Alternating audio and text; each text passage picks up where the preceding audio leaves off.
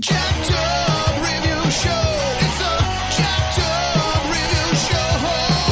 Jacked up review show. It's a jacked up review show.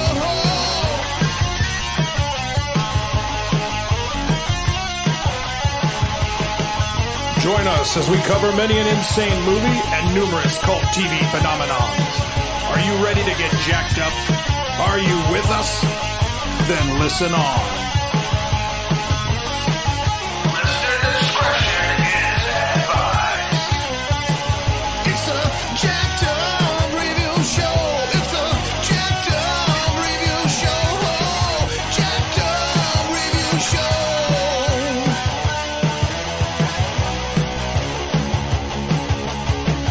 It's a jacked up review show. It's a jacked up review show. Jacked up review show.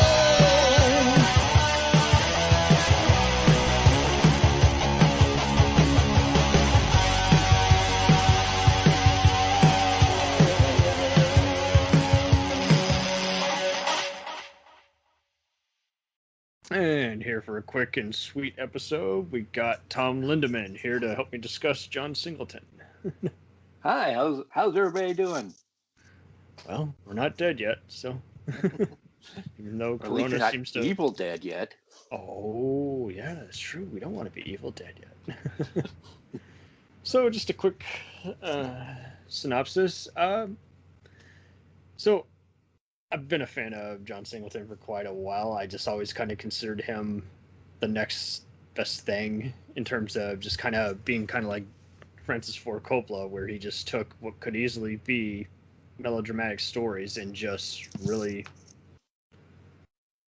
just brought them to life. They really ignited.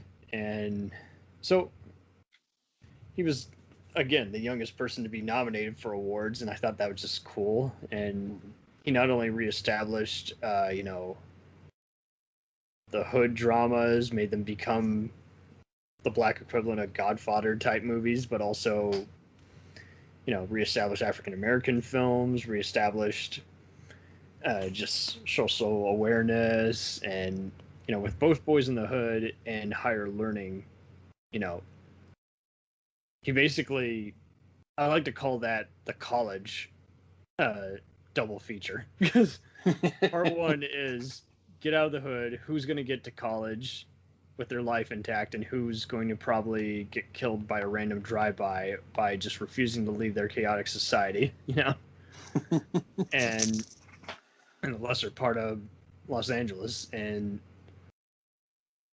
it's same deal with Higher Learning, where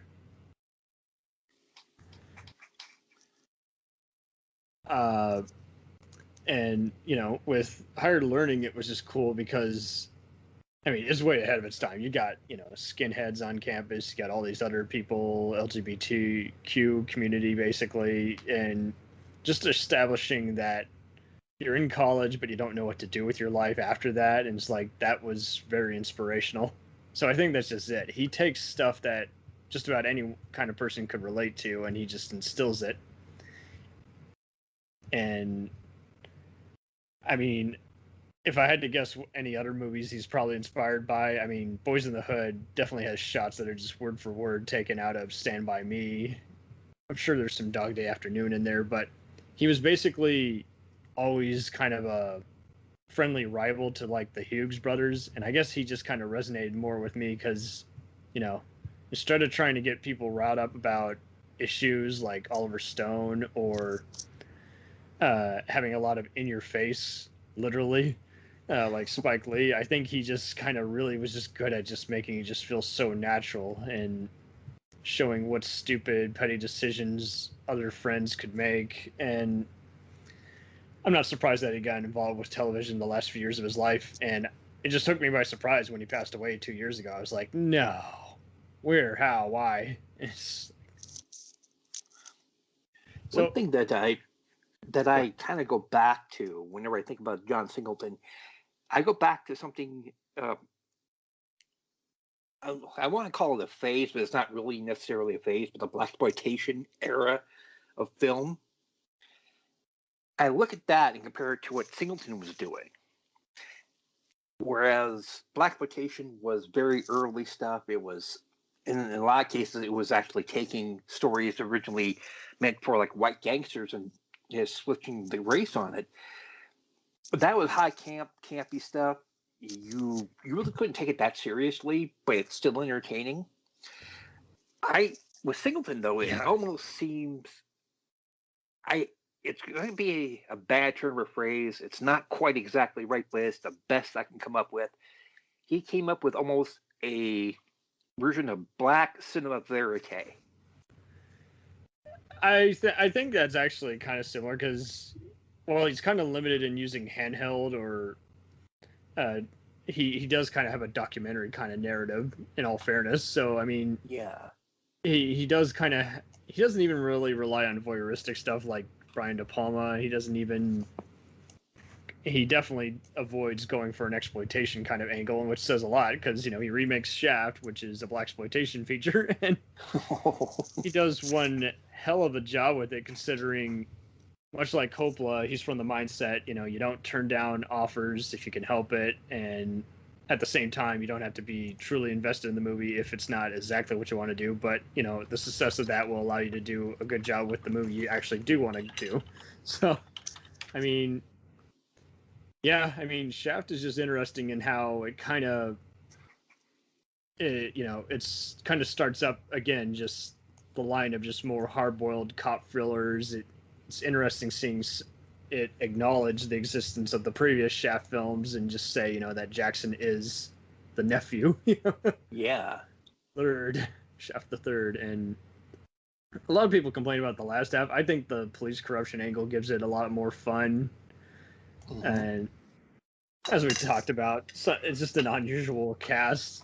It's kind of interesting how many actors who would become bigger things, and I guess, what is it about his casting that really is invaluable, especially considering how he tried working with Tupac previously and only got to work with him later on Poetic Justice? I really think that he took a different approach to casting. And he had to do that because he didn't want to come off as a fake. When you are a director and you're out of your depth and it's on film, you see it. You do. You really do. Yeah. Singleton really tried to keep it closer to home. And just with Shaft, he did that incredibly well. Boys in the Hood, he did that incredibly well. Poetic Justice, he did that incredibly well. You look at what he's done, top to bottom, there's always that little kernel of truth that's in there. It could be wrapped up in fictional actions, people who don't even exist, but there's still that kernel of truth that makes it real. Very much so. I think it helps that he knows not to lean in too much on every character and let the story get too self-indulgent. Because he could easily have done that. He totally could have. You know, especially with all the rappers that were in his movies, he could have just said, well, I need him in here to sell a record. It's like, no, you don't. Not at all. More or less, I mean, it is kind of wild how he wasn't against just showing up once in a while in a few different movies. Yeah. Like acting, like seeing him in Badass with Van Peebles and Beverly Hills Cop 3 with Eddie Murphy as a fireman is just like, all right, that's kind of funny. Yeah, and in mentioning Van Peebles for a moment, that's sort of that strikes me as really funny because Mario's father, Marvin, was big, got the whole blaxploitation movie fad started with a great movie, Badass. I keep getting the name wrong. So sweet back badass song.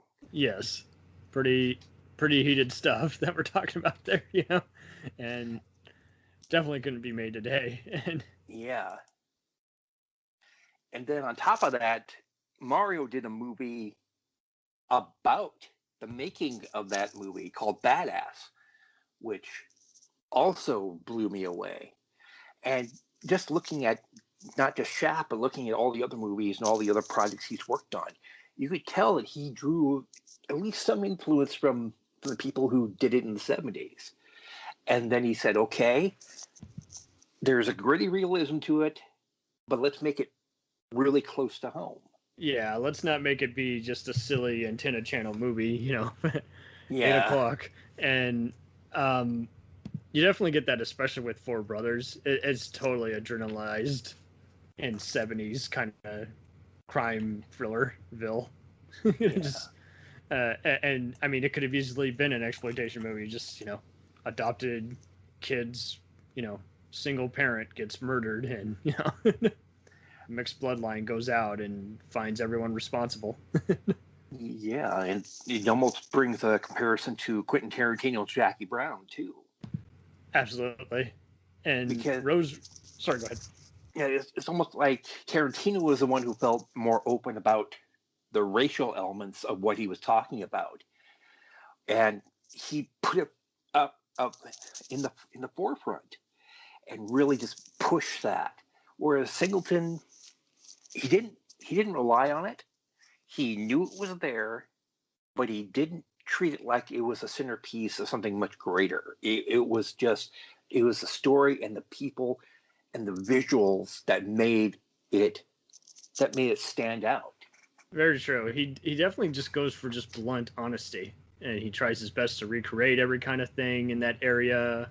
And so that's just it. I mean, much like Coppola, is like he'll have supporting people who, are kind of ex-cons be cast in there in a key role, and then he'll have other actors who can probably go there again as an actor, show some kind of vulnerability to the kind of drama that they're going to encounter. And I think definitely an underrated achievement of his is Rosewood, because that just showed how he could capture a historical incident, in the 20s, and just show racial massacres that were going on there. And what was interesting about it was, it talked about stuff that it used to be you would only see in an exploitation movie, like, a white shop owner carrying on an affair, a biracial relationship, and just some good casting there too. I mean, freaking Ving Rhames, John Voight, Don Cheadle.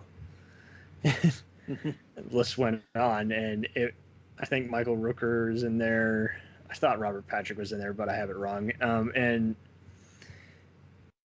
those were interesting in terms of the whole thing just gelled in terms of, mixing an historical event with showing how it's not much different than in modern day, late 80s, early 90s, this is a hood, and now, this is where people get lynched on a regular basis, and how it basically had to fight back inside of that town of Florida. And mainly it was also interesting how the 90s were just, in general, it was the perfect era, because he was able to, without any reservations, any holding back, just take on more heated material. And and that's one of the things that I will always admire him for. He was unflinching in that. He could have easily watered stuff down and maybe got a little bit more, got more in with some of the movie studios, but he stayed firm with what he was doing, and that in and of itself transcended the need to capitulate and water things down for a general audience. Absolutely. So he kind of noted in a 1993 Dirt magazine interview that he basically had just kind of a mixed upbringing in terms of just having a lot of white friends while growing up in a black neighborhood. And he just avoided drugs, partying, and other just BS by just being engaged with movies, video games, and other kind of mediums. And it's like, yeah, that's pretty interesting. And to think that he almost got involved with computer science. It's interesting how he notes Spielberg and Star Wars being a big inspiration, because I do recall seeing him on the 2004 special edition of Star Wars being one of many filmmakers talking about its influence. So, I mean, when you're in the same special feature as Peter Jackson and all these other people, you know something's up. But Yeah. I definitely liked how he made a huge use of Lawrence Fishburne in those first two movies. And overall, I mean, it was interesting just seeing him occasionally tackle a music video. And much like Coppola, I mean, his misses are just so minuscule. They just really don't even stand out to me like a sore thumb. Like Coppola has done so much good, for instance, that I don't even remotely think of Jack. And same thing here. Like, I don't remotely think of the Taylor Lautner spy movie Abduction or Too Fast, Too Furious. It doesn't stand out to me at all because he's done all this other stuff that just is literally like the gunfights in his movies. They just ricochet off the screen. It's like it throws you on your ass and you're already seated. It's like, man, one hell of a movie. It's just, who else could have done that? I mean, the opening of Boys is already frightening as it is. You don't even see anything. And it's just interesting how, I mean, it just opens up and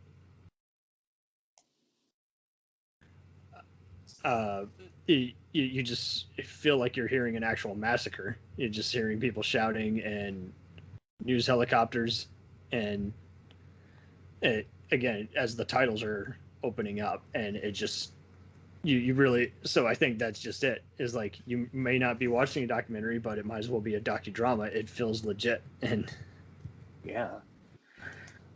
And I'll be the first one to tell you straight out that if you can set up the entire premise of a movie, or at least get people in the mindset of what the movie is going to be about, maybe not touch on the bigger picture issues yet, but maybe to set the groundwork within the first 5 or 10 minutes of a movie, it makes things a lot easier. Yeah, especially as opposed to testing one's time or patience, let alone having a confused mood. Is like, you pretty much know what you're in for. You know you're going to see some movie with some social commentary as well as just a very gripping drama. And I do like how he makes occasional cameos in some of his films, as well as movies he wasn't involved with. Like, I didn't know he played a bouncer in 8 Mile, but that's kind of funny. Yeah.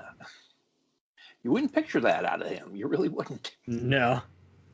But he has the look, so I could see it, but I know what you mean. I was like, wait, he did that? And so, movies that he has produced, I wasn't surprised because he was just so heavily promoted in those movies. Like, Illegal Tender was basically Boys in the Hood, but for Mexican-American family.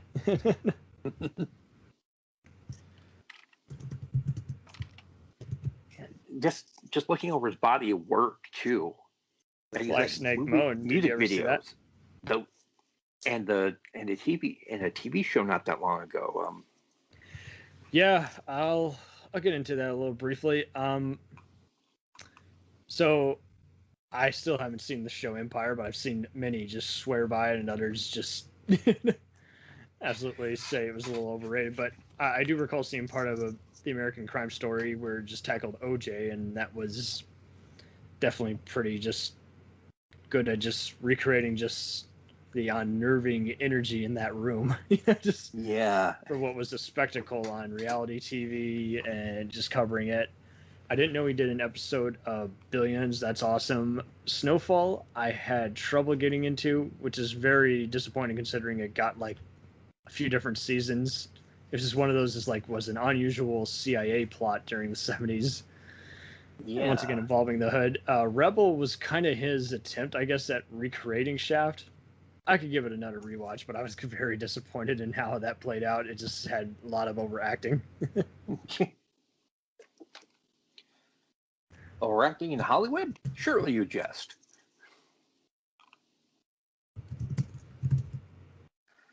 No, but the one thing that really stuck out for me was going back to Snowfall for a moment. I saw ads for it, and I was hooked on it to, if you'll pardon the pun, but you can even tell his influence in those ads for Snowfall. Oh yeah, had to. I mean, just an unmistakable kind of rare energy is like, and seeing him appear even in some other documentaries was very interesting because he's just a good speaker, and I think you see a lot of filmmakers, they can do all the what's required, but they're not good at speaking, and it is kind of funny how he kind of began just in atypical fashion.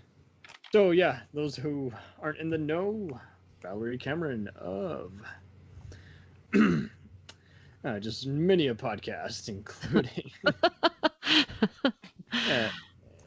she has guested numerous times on Everything I Learned from Movies, as well as has her own podcast, Movies That Made Us, and including many others. Yep, Movies That Make Us, and Multiplane Podcast, which is my all Disney podcast, which I love. And then, of course, I'm on the radio in the morning. So, yeah, congrats. I want to go a little bit into how that kind of came about. Yeah. Right now? Oh, just briefly. I'll tie it into the movies that we're discussing. Okay, cool.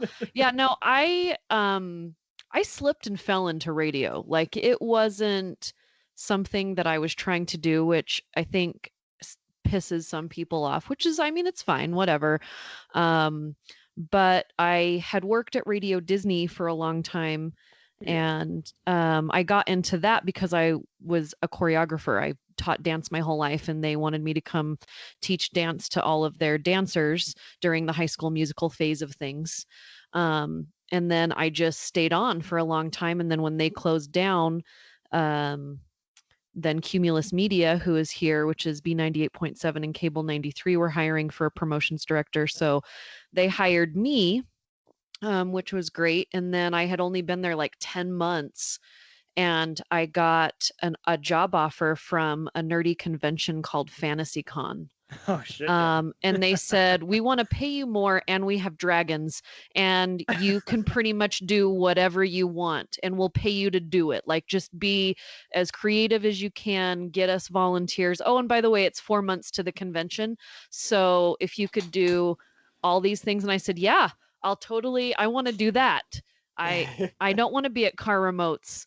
You know, I want to go do that. So I got out of radio briefly to run FantasyCon, which is still one of my favorite cons ever. And then I went to film school. So I didn't go to school for radio or for event production, even though that's what I make money doing. I went to film school at USC. And Sweet. And so the guy that was my boss before at Cumulus said, hey, I'm on the morning again. Do you want to come do movie reviews on Fridays? And I'm like, does that mean I get to go to free movies? Then heck yes, I want to do that. Yeah. So I said, sure.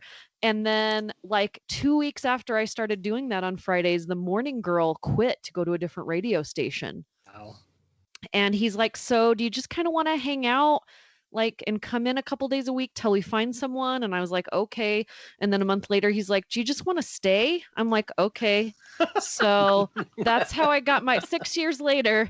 I am Val and Mike in the morning on B98.7, and I'm still doing movie reviews. And now I'm actually also doing movie reviews 3 times a month on Good Things Utah. So, which this radio face had to go to TV. So I have to make it cute every once in a while. That is a great opportunity. I applaud you, especially for picking, all the appropriate brains when you did, because, I had done it, and I had absolutely zero success. Everyone was like, we're larger than life. I'm like, who listens to radio on the internet? Yeah, I mean, that's where it's going now. I honestly, and I hope my boss doesn't care that I say this, I honestly think radio's got about 5 years before it's going to be totally syndicated and podcasted. So, it's a very good question, because is it just going to remain with just the satellites and / podcast? I mean, I really think so. I don't think like NPR is ever going away. I don't think TV's going away, at least in the form that TV is. But I think radio is definitely, because of podcasts and because of syndication and because of streaming.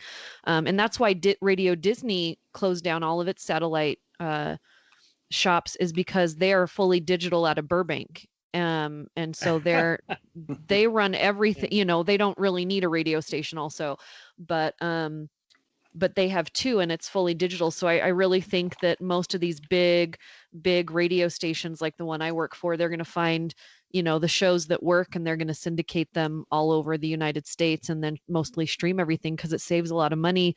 And because there's only a few places, and Utah being one of them, that likes local. We really like local here. Absolutely. A lot of the southern states, and especially just inner cities, are definitely going to want to listen to something as they're speeding to work, just besides music. Yeah, and I think that's where kind of like NPR is never going away. No. That's what I actually listen to on my way to work. So in the morning when everyone is sleeping, and it's dark and apocalyptical outside, that's what I listen to. And they have the narratives down too. I mean, they're storytellers practically. Yeah, and I love that. Not to mention they have the people whose voice could tell you the worst possible news, and it would sound absolutely smooth. Right. They really have perfected that, and they have a way of just saying caution without sounding, exploitive. It's like, yeah, we're gonna talk about a very disturbing story. Don't say you weren't warned, Well, and they've got it down too, is that they have, all of these independent contractors all over the world. So they don't necessarily have to have a staff full of people that they pay a yearly salary to. It's a bunch of independent contractors that when they say they need a story from this place, they pay them to do that from anywhere. And so their business model is super sustainable for our current situation. So I definitely think that's why it's not going to go away. That, and because if any major disaster happened, they're going to be the first ones to tell us. So absolutely. Yeah, they'll tell you in that nice, calm voice. A crack opened in the middle of the earth today, and it's now causing massive storms around the country. Find out what it means to your pet. Next, on NPR's All Things Considered. These are all things considered, yeah. And just having all these other game shows they do on Sunday is just very soothing. It's my favorite. I love it. And Science Fridays. I mean, who doesn't love Science Fridays? I'm a nerd. But tying into that, so having been part of the radio scene, still are. What do you think of the opening shocking radio announcement in Boys in the Hood? How that literally just opens up the movie. Yeah, Boys in the Hood is one of my favorite movies. And the time that movie came out, it's kind of weird to say just because I grew up in like suburban Utah, but I really just connected with Boys in the Hood. And then later when I watched it again, because it came out when I was really, really young, when I watched it again and again, like in high school when I was interning at the same radio station that I now have a radio show on, for me it hit even harder. You know what I mean? Right. It's even though it's set in LA, it's supposed to apply to any kind of lesser suburban area, and just show how you got to decide whether you want to put one foot in front of the other, or whether you want to stay in the unfortunate area where you're located. It's like you're gonna wake up today and you can decide to keep doing the same crap you've been doing, or you can decide to do better. And when I went out to USC, it's the campuses, the student housing that's not located on campus is in South Central LA. And nice. I was 17 years old. It was like 13 days after graduation that my mom dropped me off there with braces. And, I still can't believe she did it to this day. I'm sure her whole way home, she was just like crying and shaking, but she did it. And I have to say that was one of the best experiences of my life. And I think because I had seen this movie, like it didn't bother me at all to be there. You know what I mean? Everybody's like, aren't you scared to go? No. And I had the best time, and I was treated great. Like I would walk around in the neighborhood at 4 a.m. because we'd be editing film, until 2 or 3 a.m, and then walking home to go back to get a couple hours sleep before class again. So, that's one of the movies that, one, for the context of the story, but also the music, will always be, in my top 20 movies. Absolutely. And I'm glad that you say that too. It does kind of It's more than just a movie about LA, about the hood, about college. It's also about the world is as big as you want to make it. Exactly. Doughboy decides, I'm above the world, but I'm not going anywhere. This is my turf. Yeah. It's a game. And meanwhile, everyone else is, well, I want to get out of here and actually find some kind of success. I wasn't wasting time at high school for nothing. I was actually, so. Yeah. And that Um, that hit hard for me because, I'm sitting in Utah thinking the minute I can get out of here, I'm getting out. And that literally, 13 days after graduation, I'm I'm in LA because I just thought I can do better than being here. And then once you're out, you see that you can do all the things that you wanted to do out here back there. It's just this mental state in your mind that you have to change. absolutely. Yeah. I saw this actually my final year of high school, coincidentally, but I didn't even connect one and one with that. I connected with it, but I didn't even connect to it. Like where I was personally, I was just kind of like, man, this movie has such a truthful voice, and that's why it's a great movie. But it was just so funny how it does make me wonder how many people actually saw it when they were going through high school or college versus Right. years later and said, man, I thought I had it worse. Exactly. And I think that's what's so great about movies just in general, but John Singleton does such a great job at, regardless of what story he's telling, whether it is super intense and really storytelling or kind of absurd like Shaft, is that absurd in a good way. I'm a Shaft fan. I like We were Die just talking Hard. I about like Shaft. Fast and Furious. So, but like, it doesn't matter whether it's like super, I'm trying to get into your mind and make you think about life, or we're just having a really good time. He leaves something in his storytelling that you're gonna cup onto. You're gonna say, I relate to this. Like, how many people can say they relate to Shaft? Almost nobody. But for some reason, when we watch that movie, we're like, yeah, like Transported to a different place. I feel this. I relate to this character or one of the characters in the movie. But Boys in the Hood and Poetic Justice. I gotta tell you, watching that movie over and over and over in junior high for me. I just wanted to be Janet Jackson, but still, like, Nice. yeah, that movie and Boys in the Hood probably influenced. And I'm a huge hip hop rap music listener, and I have been since I was like 9. My parents don't know where I got it. My dad's a jazz musician, so I feel like it's relatable to me.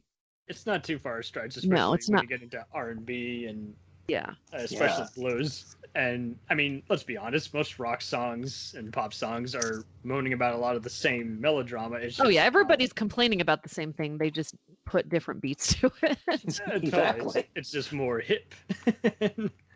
That's what we were kind of breaking out earlier. It's kind of interesting how Coppola and even just some of the other, just maybe John Cassavetes, I guess, for lack of a better comparison, he knows how to just kind of get a mixture of actors, non-actors, and ex-con turned actors, and just kind of just have them play a part of a big picture. And you can just tell that the fact that he was able to do all these movies so young at just 22 years of age, Yeah. and hit on college, hit on hood, hit on even just growing up and maturing, is like he pretty much had it all figured out. Is like, because that was his honesty Yeah. surfacing onto film, and that's what film should be. It should be honest, because if you don't truly believe in some portion of it, then obviously no one else will. So it's just like, Exactly. you got to set the tone, and he knew what his tone, he knew what his mood was. And so it as we were just kind of saying like earlier in the program, how like many of these other filmmakers, any lesser movie he's made, it really just isn't undone. It doesn't undo anything else he's done. And I applaud him for even getting into TV world. I will admit I was disappointed by Snowfall, but Rebel was an interesting attempt at kind of going back to kind of Private Eye. Yeah, and I mean Billions, I think Billions is an intriguing show, and I know he only did one episode of that, but I definitely him throwing himself into that one as well um was really great. Because he's a But I mean, topical yeah, guy. yeah, I mean, like That's- who looks at that point in time when he made these movies, who's looking at Ice Cube and thinking, yeah, he's going to be a big star, Right. other than a rapper, you know what I mean?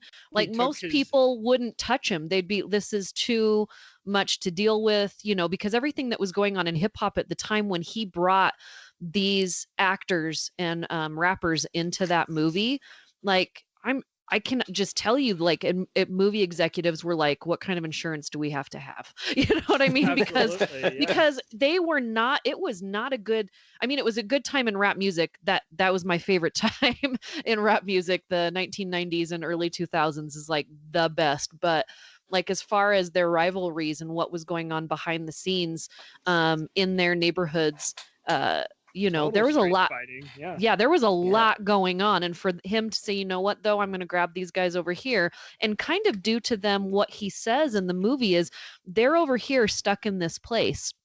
And yeah, they're doing okay, but have they thought they could do anything outside of it? And he saw something in Ice Cube, and I enjoy Ice Cube a lot as an actor.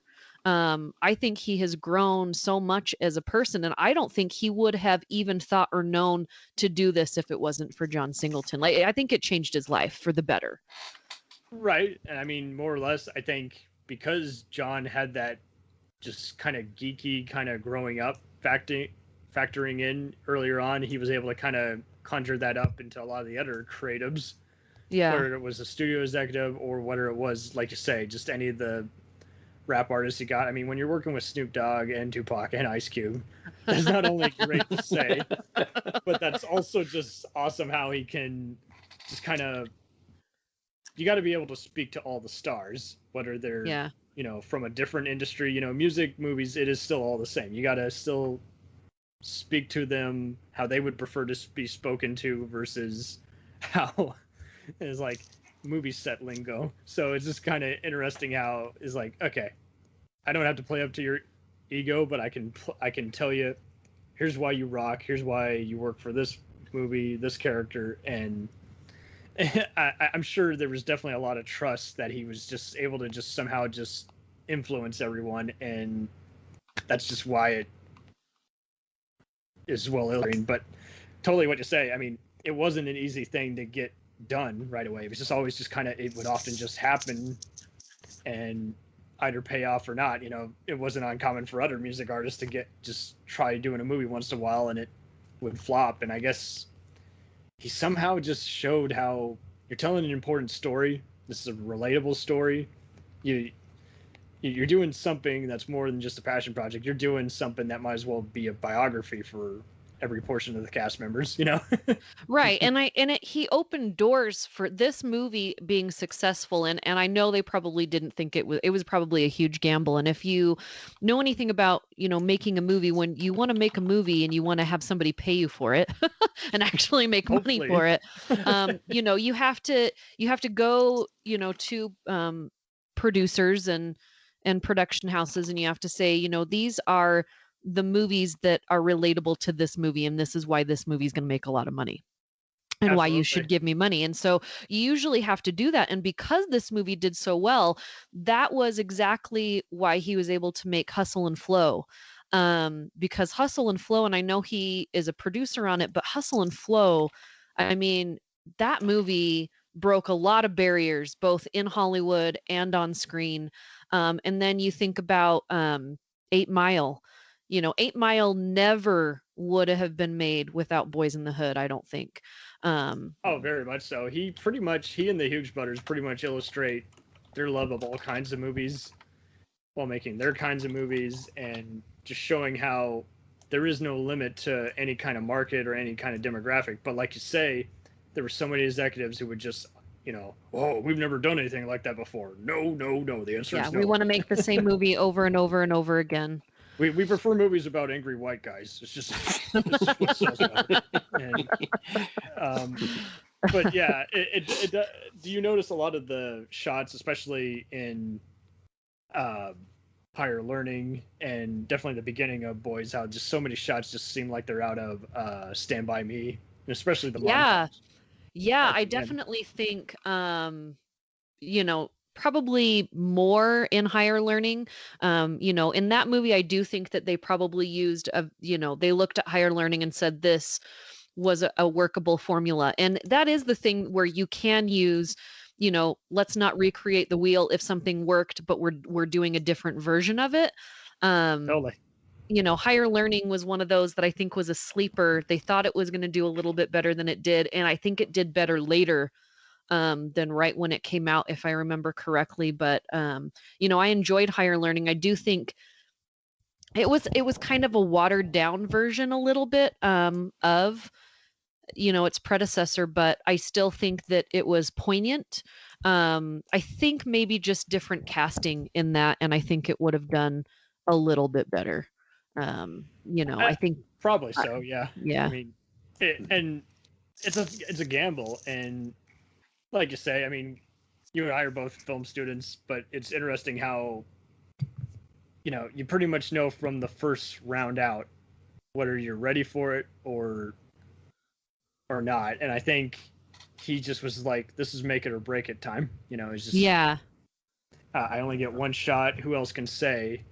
They were given a chance at Sony with no, 70s and 80s were bad enough as it is. TV actor turned director Thomas Carter would always talk about how he wasn't always accepted at first because we were still getting through some racial barriers at the time when he first directed for TV, and is like just how neat for him to just kind of keep leading the way for that progressive and equality in the workplace, let alone in the entertainment industry, and still make a movie that is just so profound and heartfelt instead of feeling preachy or misfire. Yeah, I definitely agree with that. And every once in a while, I would meet some trolls at the video store just saying some of his movies were overrated. It's the same formula each time. It's like, no, it is not.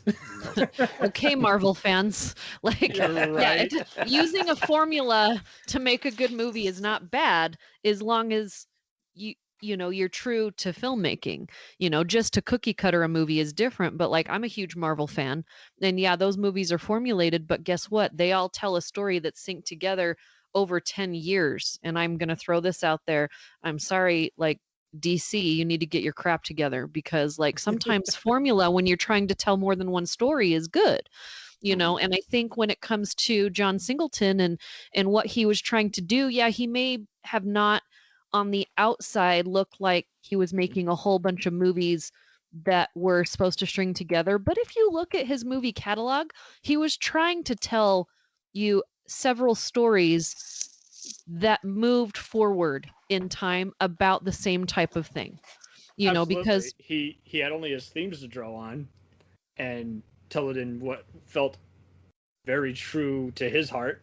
And so, like you say, nowadays everything is kind of, the market is always going to change. And so now you can definitely say everything has to be either a big franchise, good or bad, it doesn't matter, or it has to just kind of be similar to another movie that was just a hit recently. And I just kind of keep seeing studios do that. It's like DC, of course, got into the game late and kind of had to steal Marvel's formula. And it's like you would over time see a lot of lower budget movies kind of definitely do knockoffs of Hughes Brothers or Singletons. And then there were other ones which were just, like Maverick Home Entertainment, as Brent and even Steve will tell you on Age of Radio. It's like they make a killing, no pun intended, just doing really amateur movies. But so whatever formula adopts, you pretty much, like you say, you got to keep doing that, keep repeating until. Well, and I think honestly, I'm sure he wanted to make other movies.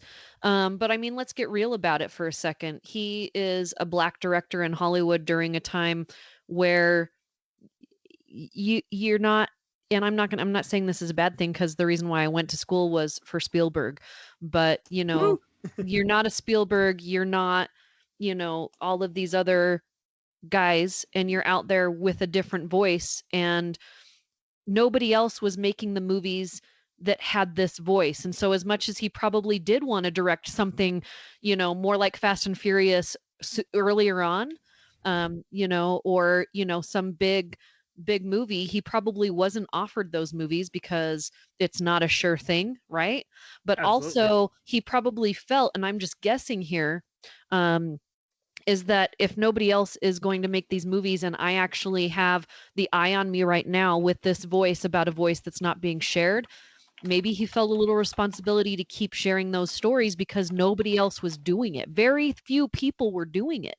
I mean, even when you look at Spike Lee was telling similar stories, but in a very different way, about very different things. And so you can't, when people are like, oh, he's just another Spike Lee. No, like No. they're different Not at all. storytellers. Yeah, they're the They same. really Let me look are. at you in the face. They're the same color. I get you. But one's like 6'1" and one's like 5'2", and they totally grew up in different places. And they're telling stories about, things that happen in their lives and things that are important that you need to know. But be a little bit better, like do better as a film watcher, in knowing that, those two people are not the same directors, just like Steven Spielberg and George Lucas are not the same director.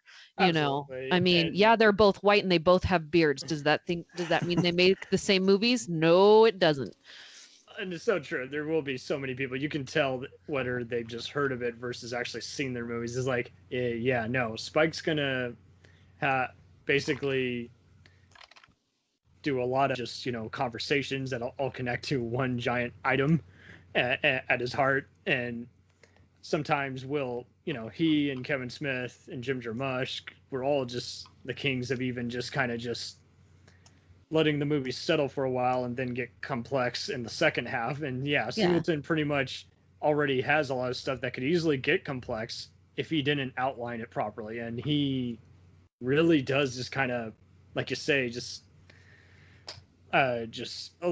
he could have easily gone the way of Scorsese and just had it be just vicious literally every single minute. But no, he doesn't even bother doing that. He just flat out just kind of, he doesn't even rely even on a narration so much. He just basically opens up a depiction of that isn't far from reality and just kind of shows how it's bigger than to some and just minuscule to others. And it's just so hard to do characterizations nowadays, even too, without feeling like you're inspired by another movie, let alone you're exaggerating what could easily actually happen or be a plausible formula. So I mean, I definitely feel like he had a finesse. He has a finesse with his storytelling that, Singleton is more of a commentary storyteller.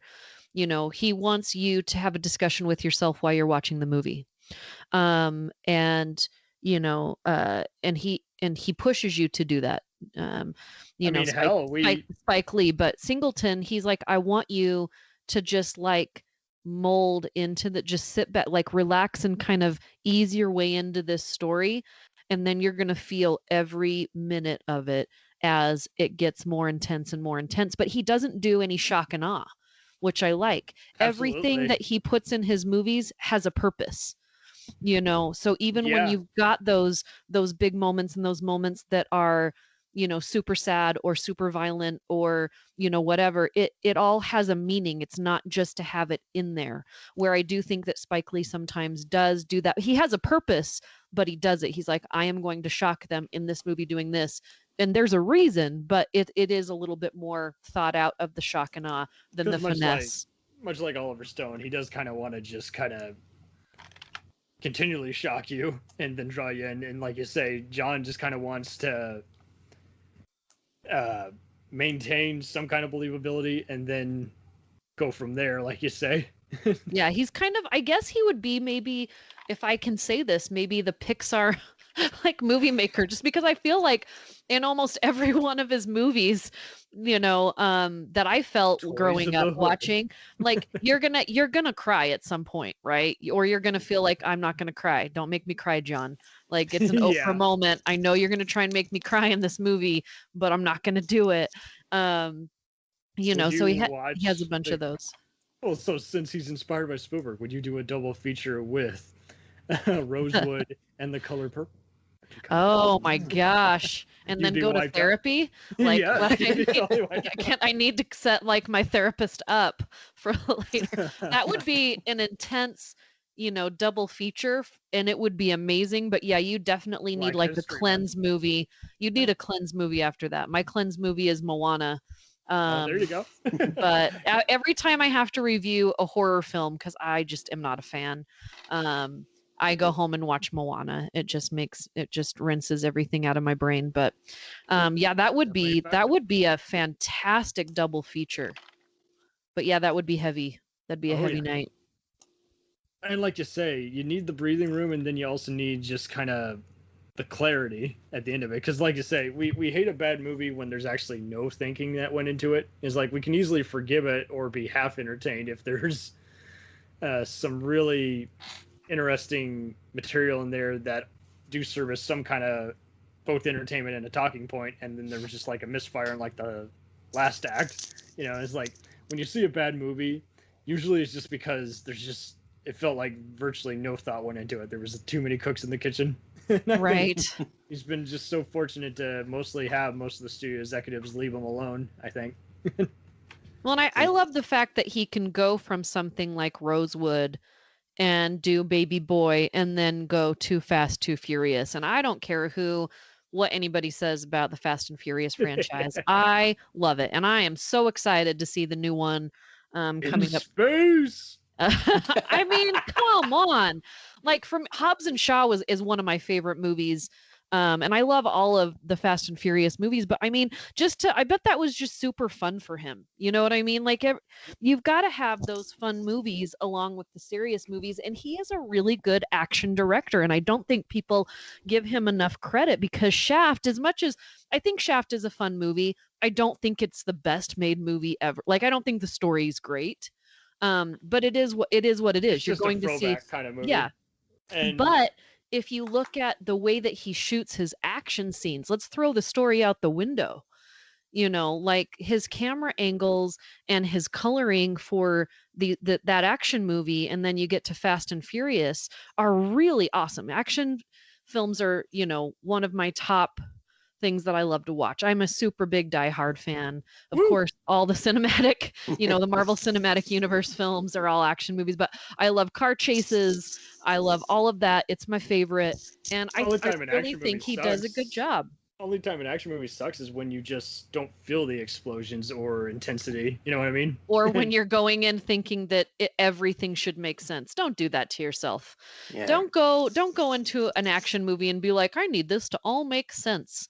No, that's when that's there's not multiple people involved and multiple rewrites. There's going to be 5 different portions where it just say, and this is where we do a curtain call. What is that supposed to? I thought that Gone in 60 Seconds was supposed to be a rom-com. What the heck? All over the place. And I have to say, I love the fact that then, out of everything he's doing, so he's doing Boys in the Hood, Poetic Justice, Higher Learning, and then he just like, you know what, I'm going to direct some Michael Jackson videos. Like, Remember the Time is that's a great Michael Jackson video. It's totally ridiculous. But he's like, you know what we should do? We should just totally trump this out and make everything gold and make you feel like a king and just make it super cheesy. And it was a great video in 1992, like it was fun. And maybe that's what got him involved with having Janet in Poetic. Do you think that was? I don't know. Maybe. I mean, he's, hanging out with the people from Boys in the Hood early on, when you're doing something like that and you see a director that is doing well, that is trying to tell a story from your voice, then you automatically start getting people out of the woodwork that want to work with you and want to be a part of what you're doing. And not a lot of people know that Tupac, I mean, he went to an art high school, so he grew up in the streets later, but he went to a really prestigious art high school. He was a nerd. I had a friend that went to high school with him. So like he was a super nerd. He was a thespian. Like this wasn't something he just got into acting later on in life. Like this is something he had been doing. And he got hard later on in life, when he decided to become a rapper and got into that lifestyle. So I've always and heard multiple theories on what he truly was, and it's like that's just it. he You was can't I mean he was replicate him. Tupac because he Yeah. was everything.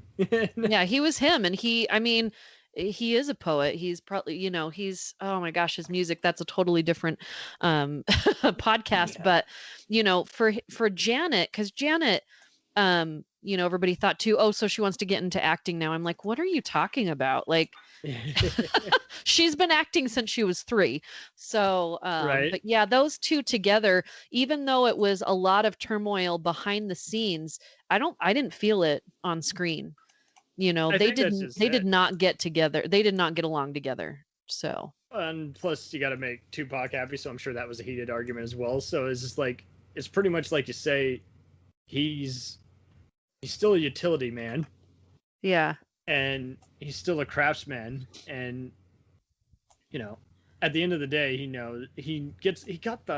understood the office politics. He understood that now he's basically the face of a subgenre too. Yeah, You see every exactly. other hood movie, they're trying to be as big as him. You got Deep Cover. Previously there were hood movies that were either, like we said earlier, they were either really good or bad exploitation or blaxploitation movies, or they were something like Colors.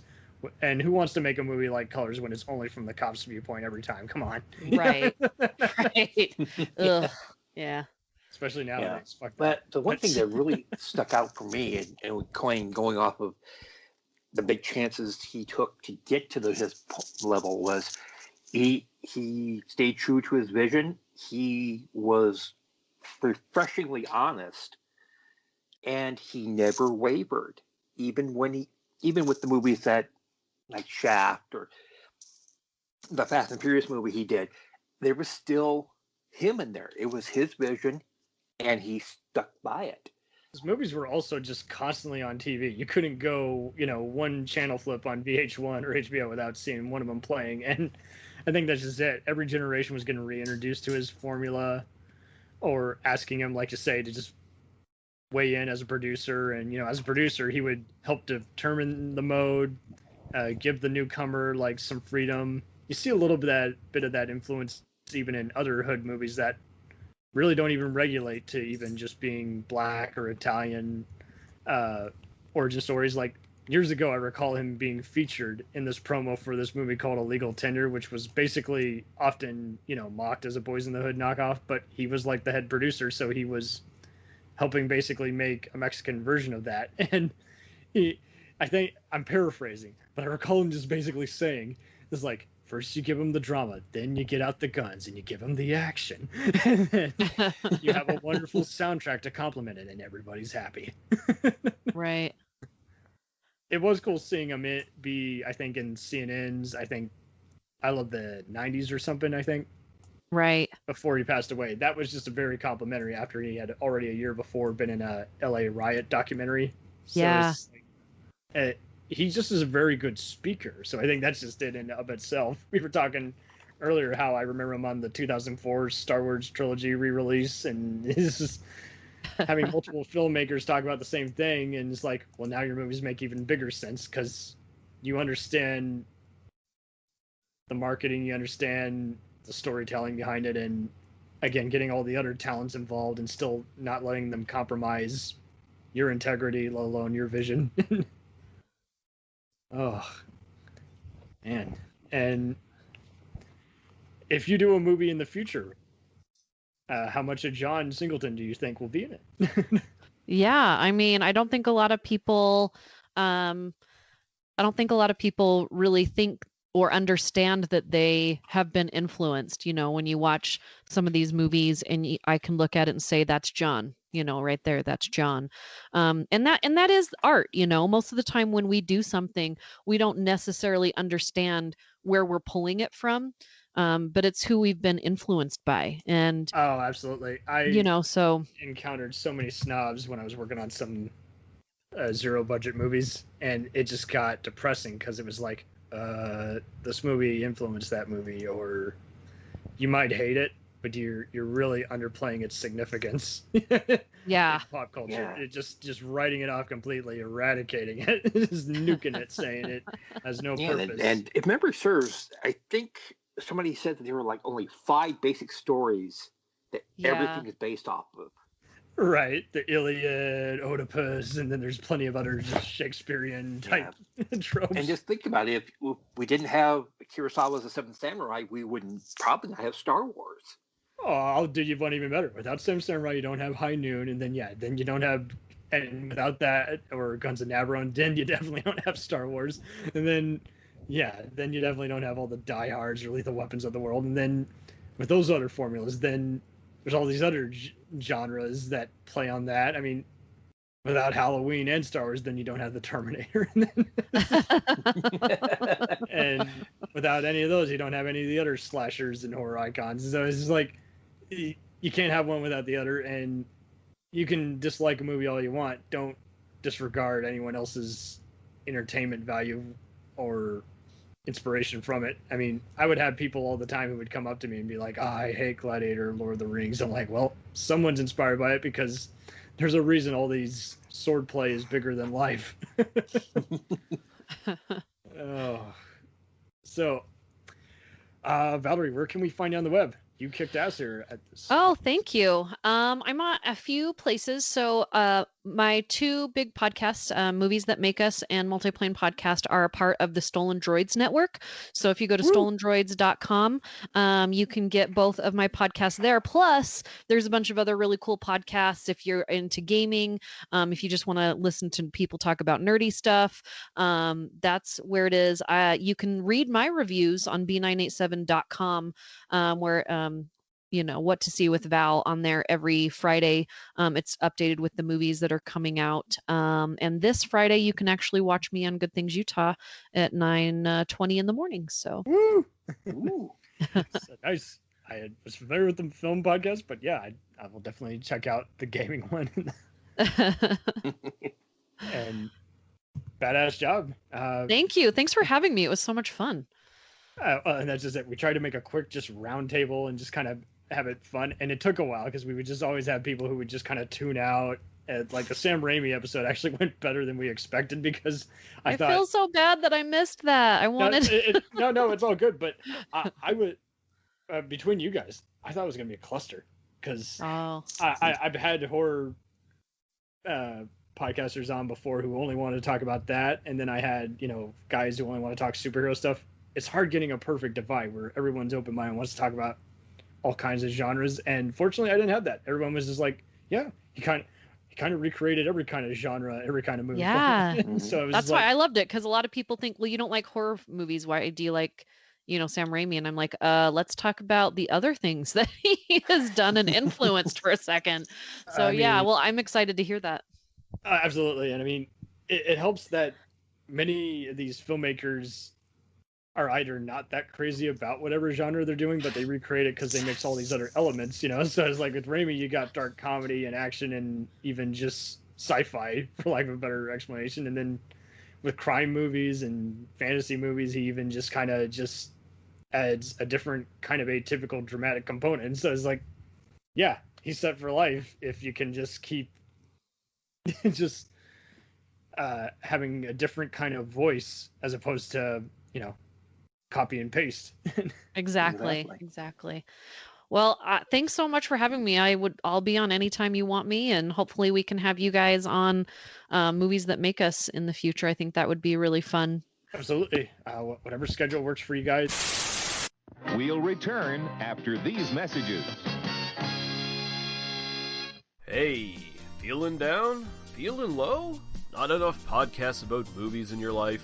Why not try They must be destroyed on sight. the new Podcast Cure-All, sure to get you right with the world and on a path to better living. We have exploitation, we have Italian horror, we have zombies, we have slashers, we have crime films, we have spaghetti westerns, we even have sci-fi and sex comedies. So take a dose of They must be destroyed on sight. as needed, and let the hosts, Lee Russell, Daniel Harper, Paul Romali, and the odd guest host cure what ails you.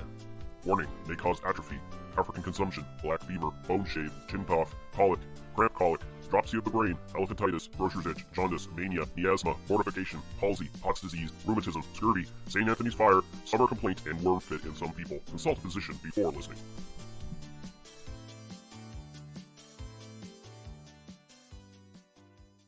Hey, I heard you like movies. I heard you like to hustle. I heard you like podcasts. Well, guess what? There's a podcast for you out there called The Home Video Hustle. Damn right. Every Friday, we talk about whatever movie PJ picks out the bag. What does that mean? Every Wednesday on our YouTube page, I put a bunch of movies in a bag, and PJ picks one out at random. And then we just watch it. We talk about it for maybe like an hour, hour and a half, 2 hours, whatever we feel like doing, wherever the conversation leads us. But do we actually talk about the movie? Most of the time. Tangents galore. Yes. So believe me, we may be a movie podcast, but it's not always about movies. We might talk about video games, Music. Yeah, that's the big one. Music. Sometimes we might get a little bit of politicalness in there. Yes. Sometimes we may just, we know what we like to do. We like to tell stories, PJ. Yes. I am the master storyteller of the podcast realm. Undefeated. So if you like to hear about movies, video games, whatever foolishness comes to our mind, the most random stuff you could think of, check out the Home Video Hustle. You can find us on the Stitchers, the Google Play, Apple Podcasts, what else? Podbean, What else? Podcast Addict, Goddamn. all that. Ain't no reason you can't get your hustle on. We everywhere, worldwide, baby. Hustle, motherfucking hustle. Hey, we can't cuss in the promo, PJ. We gotta be family friendly. There may be podcasts out there that don't want his hair to say all that good fun stuff. Well, you. Don't run the listeners away, PJ.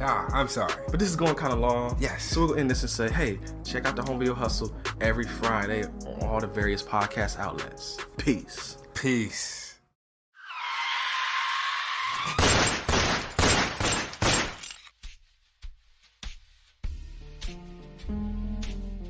As far back as I can remember, I always wanted to be a gangster.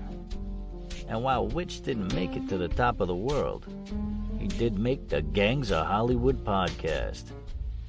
So join the gang and enjoy a movie review podcast about movie gangs, gangsters, mobsters, and the mayhem they cause. You can find GOH Podcast on Facebook, Twitter, and Instagram at GOH Pod at www.gohpod.com, as well as your favorite podcast listening app. And remember, say hello to your little friend for me.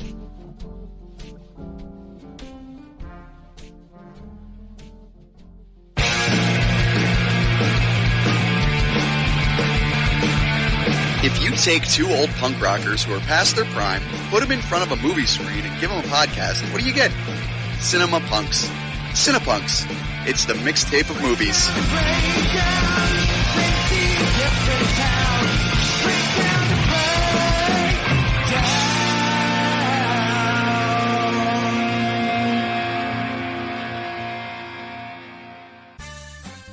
Did you ever see a film at such a young age it left you traumatized with cinematic wounds? Necrophilia. It's a dead issue, man. Don't push it. Cinema Psyops is a weekly podcast documenting an ongoing experiment on the mind of an unwilling test subject. No one should have to watch this movie. Oh, no one should have to watch this? No one should have to watch this movie. Surprisingly, it's not a topic that a lot of people really want to tackle. I'm shocked, prudes. I know, really. Right? It's the next sexual frontier that no one wants to explore. I am, in the most sincerest of senses, disappointed in you. It takes a powerful goddess like Connie, jam her arm down the monster's throat and kill it. Oh, I'm still tripping out over that. Even as a kid, I was like, I gotta find a girl like that. Every week, I get a new look of disappointment that I never thought I could get out of her. Unimaginable. At 12 years old, you should not be watching this movie. Obviously. At 13, you should not be. 14, you shouldn't be. I'm not entirely sure even 17-year-olds should be watching this movie. Just because you're offended by something doesn't mean that you have the right to demand that it doesn't exist. Watching this film again, I had all of this like little nerd glee with everything that kept little popping history up. all popping up absolutely. at you. So I totally loved this film. Hey, I know why you couldn't see that. It's because your brain's warped watching this shit at 12 years old. Yeah, this is a rough movie. I told you ahead of time when we were getting ready to do it that it was. How going to be could a you rough watch one. this shit at 12? Because physical wounds heal, cinematic ones don't. Listen to Cinema Psyops.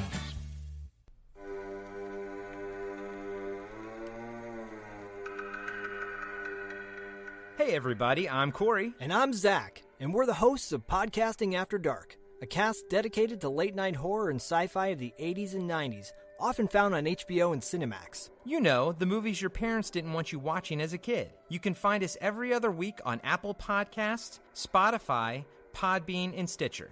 This is what you want. This is what you get.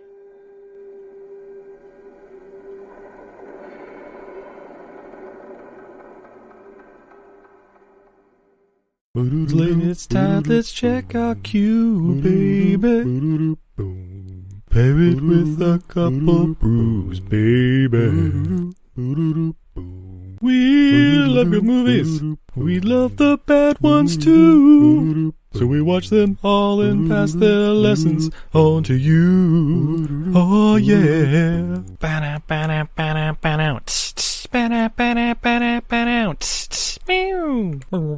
Everything I learned from movies helps to make life a little bit groovy. Whether one last plot holes or gratuitous movies, it's time to get busy with your friend Steve and Izzy at eilfm.podbean.com. Hi everybody, it's Mac Jackson. I wanted to invite you to a new site called the Forever Adventure Network. This website has everything. Pictures, videos, blogs. There's original music by Harmony Constant. 2 podcasts. One is the MacGyver podcast, where we celebrate Richard Dean Anderson, his iconic roles, and how it's influenced our lives. There's episode discussions, interviews, and life conversations. The second podcast is the Never Gets Old podcast, where we celebrate all the best things that we love in life, from TV, movies, music, and comics. The site is also the home for the MacGyver SG-1 audio series, an ongoing adventure series that continues the adventures of MacGyver and SG-1. There are also multiple stores to choose from for all of your pop culture and adventure needs. Come on by and check us out today. And thanks for joining the adventure. We now continue with our program.